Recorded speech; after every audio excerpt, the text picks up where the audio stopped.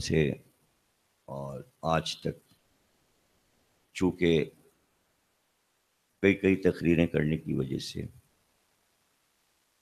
طبیعت انتہائی خراب ہوئی اور علالت کی وجہ سے بلڈ پریشر ہائی. آج بھی یہ تیسری مجلس ہے. مولا کی خدمت جہاں تک ہو سکتی ہے کر رہے ہیں.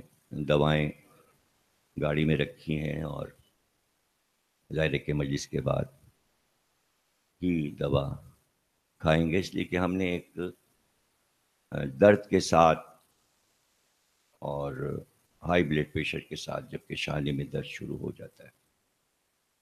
میں نے اتنا آج پہلی مجلس میں عرض کر دیا. کل سے انشاءاللہ ہم اپنے موضوع پر آئیں گے. میں پہلے بھی پڑھ چکا ہوں،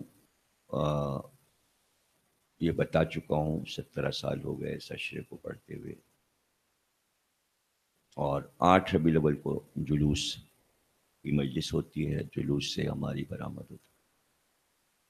اس کے بعد ہم اپنے والدہ کی برسی کی مجلس پڑھتے ہیں رضویہ کے امام باڑے میں.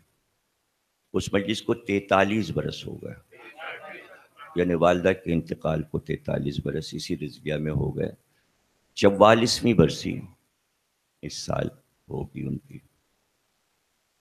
یہاں سے پڑھنے کے بعد ہم رضویہ جاتے ہیں. اس 40 برس میں کبھی ایسا اتفاق نہیں ہوا.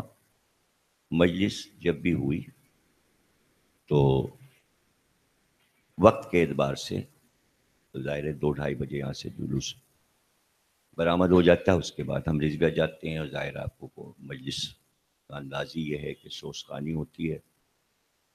2-3 سوزخان آ جاتے ہیں، پڑھتے ہیں.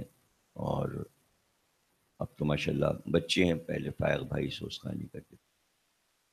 اس کے بعد 2-3 سلام ہوتے ہیں اور اس طرح. لیکن چونکہ مجلس جب تک میرے والد زندہ تھے تو وہ امام باڑے کے دروازے پہ کھڑے ہو جاتے تھے اور مجھے ڈانٹتے تھے، کہتے تھے کہ مجلس جلدی شروع کراؤ، جلدی شروع کراؤ، 3 بجے مجلس شروع کرا دو. والد صاحب کہتے کہ والد صاحب یہیں رہے اور مسجد میں ہی ہمیشہ انہوں نے پابندی سے صبح کی نماز میں بھی پہنچتے تھے، ظہرین میں بھی اور مغربین میں. تو کہتے تھے اذان سے پہلے مجلس ختم کرو، اس لیے کہ اذان پر سوگ بڑھ جاتا ہے. یہ پرانا طریقہ ہے کہ سوگ بڑھ جاتا ہے. لیکن پچھلے سال کی مجلس میں یعنی کہ 43 برس کے عرصے میں پہلی بار ایسا ہوا کہ ہم انتظار کرتے رہے اور سوزخان جلوس میں تھے. دیر ہوئی، بہت زیادہ دیر ہوئی، اور مجلس دیر میں شروع ہوئی اور سوزخانی بھی انہوں نے بہت لمبی کی. تو میں یہی سوچے جا رہا تھا کہ ابھی میں مصائب تک پہنچوں گا اور اذان کا وقت ہو جائے گا. چونکہ برسی کی مجلس جو والدہ کی ہے، ظاہر ہے کہ زیادہ ثواب ان کو پہنچے. چونکہ امام کی شہادت کا دن ہے، ان کا انتقال امام کی شہادت کے دن ہوا اسی رضویہ میں. اور وہ جلوس کی زیارت کر کے، مسیب صاحب کے جلوس کی زیارت کر کے والدہ پھر گھر واپس آئیں، اور اس کے بعد زنانی مجلس گھر میں ہونی تھی. اور عین امام باڑے کے دروازے پر مجلس بس شروع ہوئی ہے، اور والدہ نے فاتحہ ہوا ہے اور ہاتھ انہوں نے اٹھائے اور سر ایک بار ان کا تابوت پہ چلا گیا، وہ گر گئی امام باڑے کی طرف. تو لوگ سمجھے شاید بے ہوش ہو گئی ہیں، لیکن جب اس زمانے میں ڈاکٹر یاور عباس صاحب یہاں فردوس میں تھے، ان کو لایا گیا. انہوں نے چیک کیا، انہوں نے کہا ان کا انتقال ہو چکا ہے. خواتین یہ سمجھتی رہیں کہ بے ہوش ہیں.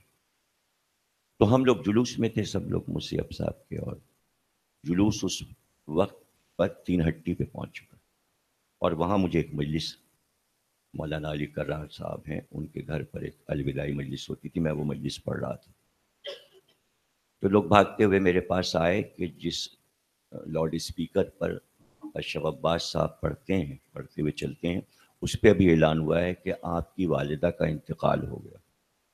وہم و گمان میں بھی نہیں تھا. پھر وہاں سے بھاگے، آتے آتے ظاہر ہے کہ یہاں آئے تو کوہرام مچا ہوا تھا.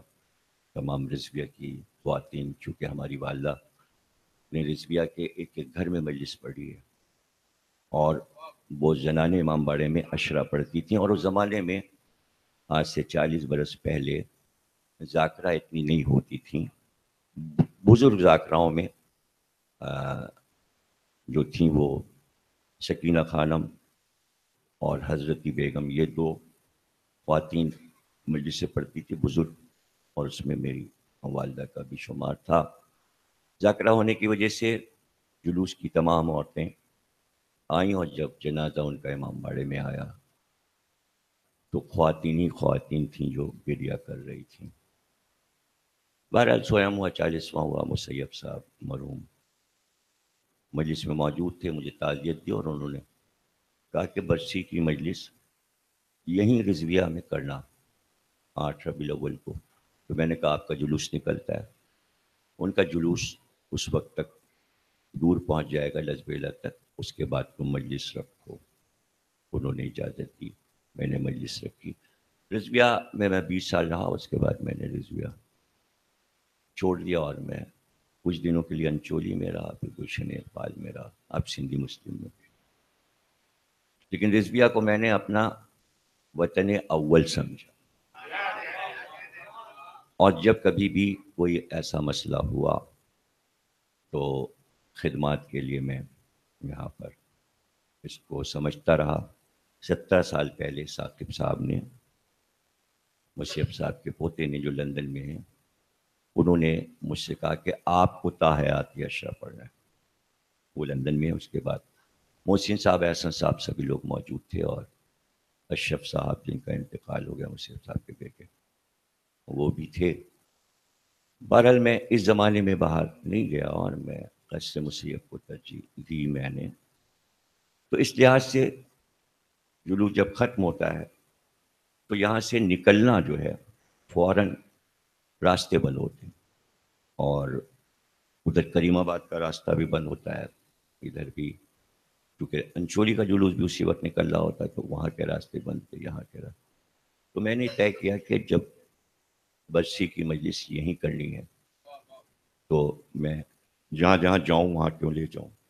اس کو میں نے رضویہ میں رکھا مجلس کو. اور اس کے بعد چونکہ میں نے یہ طے کیا کہ بھائی برسی کی مجلس تو شہادت کا دن ہے، تو اس کو میں نے مجلس کو کنورٹ کر دیا شہادت حضرت امام حسن عسکری علیہ السلام.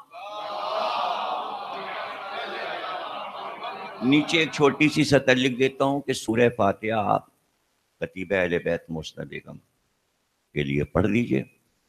مجلس یہ شہادت حضرت امام حسن عسکری علیہ السلام کی ہے، انہی کا تابوت برآمد ہوگا. ظاہر ہے آپ سمجھ سکتے ہیں، آپ نے ہزاروں مجلسیں کی ہیں، کہ مجلس کی جو ترتیب ہوتی ہے، ذاکری ہوگی، سوسقانی، ذاکری، سلام، آخر میں ذل رضا صاحب عرصے سے الوداعی نوحہ پڑھتے ہیں. جب تابوت امام کا آتا ہے تو الوداع. پچھلے سال یہ اتفاق ہوا کہ چونکہ مجلس لیٹ ہو گئی تو اتنی دیر میں رضویہ کی مسجد میں اذان ہو گئی. ظاہر ہے اذان کے احترام میں ہمیشہ میں رکتا ہوں. یہاں بھی کئی بار ایسا ہوا ہے کہ بعض دن 8 ربیع الاول کو ظہر کی اذان کی آواز آئی ہے تو میں خاموش ہو جاتا. لیکن کبھی کبھی ہوتا ہے کہ ٹائم ایسے وقت ہوتا ہے کہ اذان کے بعد مجلس یہاں شروع ہوتی ہے، تو وہ زیادہ بہتر رہتا ہے کہ اذان کے بعد مجلس شروع اور کنٹینیو رہے، اور اس کے بعد جلوس نکل جائے مشاہد تک آنے. تو اس میں نے یہ ذکر کیا آیت اللہ خوئی کے حوالے سے کہ بھائی ان کا فتویٰ جو ہے وہ یہ ہے کہ نماز کے وقت مجلس نہ کرو. یہ پوچھا گیا ظاہر تمام علماء سے کہ سبھی کے فتوے اس بارے میں ہیں، تو تمام علماء نے، آیت اللہ نے یہ کہا کہ مجلس کبھی نماز کے وقت نہ رکھو. اس لیے ہمارے ہاں پرانے قدیم طریقے سے یہی لکھا جاتا ہے پرچوں میں کہ مجلس بعد نماز فجر. اگر صبح مجلس ہے یہاں تو خیر اتنی مجلسیں نہیں ہوتی. ہاں نماز صبح کے بعد یہاں مسجد میں ہمیشہ مجلس ہوتی تھی. اصال ثواب کی لوگ بک کرا لیتے تھے کہ صبح کی نماز کے بعد رضویہ کی مسجد میں. اور مسجدوں میں بھی یہ قاعدہ ہے کہ اگر کسی کو اصال ثواب کی چھوٹی مجلس کرنی ہے تو وہ اسی پیش امام سے کہتا ہے آپ مجلس پڑھ لیجیے اور نماز صبح کے بعد نمازی بیٹھیں مختصر سی مجلس ہو گئی تب. ظاہر پرچہ جب چھپے گا تو اس میں لکھا جائے گا مجلس بعد نماز فجر. پھر اگر ظہرین کے بعد مجلس ہے تو لکھا جاتا ہے. ظاہر کہ وقت بدلتا رہتا ہے، جیسے کہ آج کل دن چھوٹے ہیں، سردیوں کا مسئلہ اور ہے، گرمیوں میں دن بڑے ہوتے ہیں. گرمیوں میں اذان دیر میں ہوتی ہے، سردیوں میں اذان جلدی ہو جاتی. اب تو خیر سردی آ گئی تو اذان جلدی ہوگی مغربین کی، اور ساری اذانوں میں ایسا ہوگا.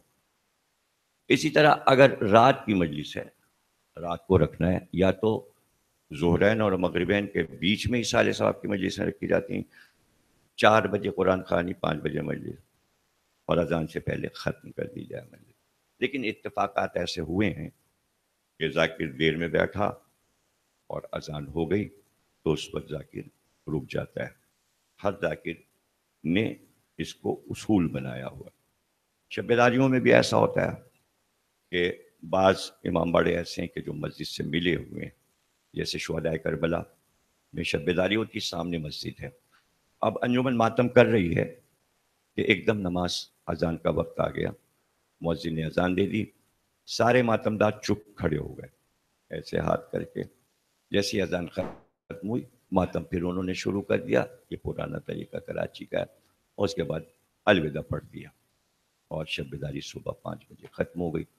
یہ سارے ہمارے آداب اور اصول بزرگوں کے بنائے ہوئے جو ہم کو ملے، تو ہم بھی اس پہ عمل کرتے ہیں، آپ لوگ بھی اس پہ عمل کرتے ہیں.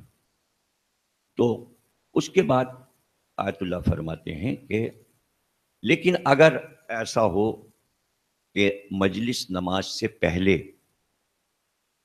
شروع ہو گئی اور اذان ہو گئی تو اذان پہ وقفہ تو ہوگا، لیکن آپ مجلس سے نہ اٹھیے. اور اس میں دیکھیے، ہاں بیٹے